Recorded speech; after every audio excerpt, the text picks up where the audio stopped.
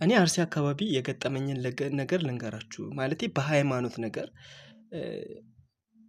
ለመስተንግዶ ነው። መስተንግዶ ነበር የምሰራው በዛ ሰዓት ለመስተንግዶ ነው። አዳባ ወደምትባል ከተማ የሄድኩት እና ከዛ ለመስተንግዶ ነው የሄድኩት እኔ። ሌላ ታሪክም የለም።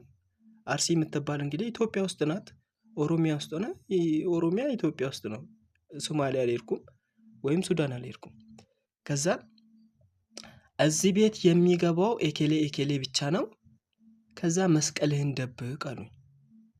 እግዚአብሔር ምስክሬን እኔ ደነገጥኩኝ። መስቀልህን ደብቅ አሉኝ። ማለቴ ይህን ያህል እንዴት ለመስቀል ጥላቻ ያለው ሰው አለ እንዴ አልኩኝ። መስቀልህን ደብቅ ሲሉኝ ራሱ ደነገጥኩኝ። ለምን አልኩኝ። እንዴ መስቀሌን አይታችሁ አይደል እንዴ እኔን ያመጣችሁኝ? ከዛ ከሆነ ቦታ ስትፈልጉኝ እኔ ለስራ ስትፈልጉኝ መስቀሌን አይታችሁ እኮ ነው ያመጣችሁኝ። ለምንድነው መስቀሌን የምደብቀው አልኩኝ። ከዛ ምንም አላልኩም። በሳምንት ወጣሁኝ ከዛ ቤት። እንደገና ሻሸመኔ አካባቢ ላይ ይሄ ነገር ተደገመ። የሆነ ሰው እኔ የማስተናገድበት ሆቴል ሊመገብ ይገባል። ከዛን ሲገባ እግዚአብሔር መስቀሌን አይቶ በጣም ተናደደ። እሪም በቃ እሪ አለ። ይሄ ምንድነው ምናምን ብሎ በቃ መስቀሌን አይቶ እግዚአብሔር ምስክሬን መስቀሌን አይቶ የሆነ በቃ ብልጭ ያለበት የሆነ ነገር እንዴ ምን አደረኩኝ? እኔም አልተናገርኩም። ለምንድነው የሚናደደው ምናምን ብዬ ይሄ መስቀል ምናምን ዞር ወይ በጥሰው ወይም ዞር አድርገው አለኝ።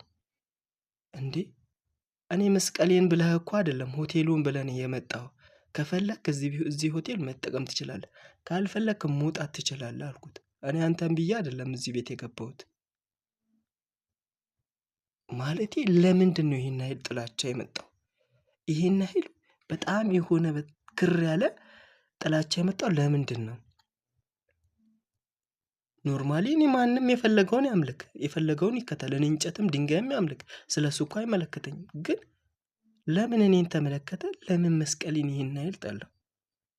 ዛሬ አርሲ ውስጥ እየተደረገ ያለው ነገር እኔ በቃ በትላንቱ መነጽር ነው። ትላንት እኔን ባዩኝ እይታ ነው የምመለከተው አርሲ ውስጥ የሚደረገው ነገር ማለት ነው።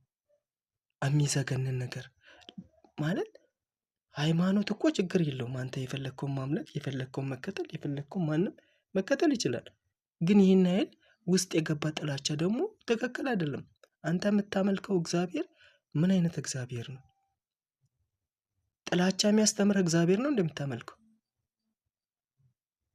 ጥላቻ የሚያስተምር እግዚአብሔር ከሆነ እሱን ተውና የፍቅር አምላክ አለ። እሱን መከተል ትችላለህ። ፍቅር የሚያስተምርህ አምላክ አለ።